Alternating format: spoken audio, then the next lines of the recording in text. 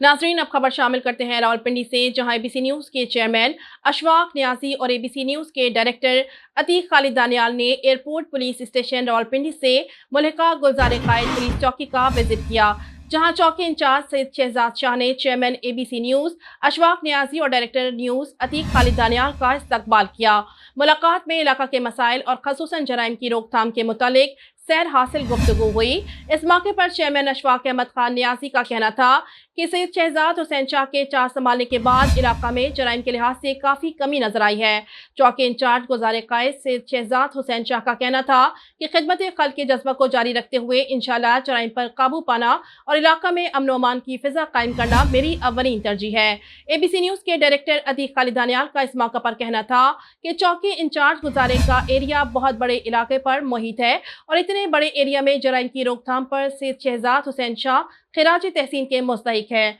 Chairman Ashfaq Niazi और director news Atiq Khalid की जानिब से सैयद शहजाद शाह की इलाका के लिए खिदमात पर उनको खिराज तहसीन पेश किया गया।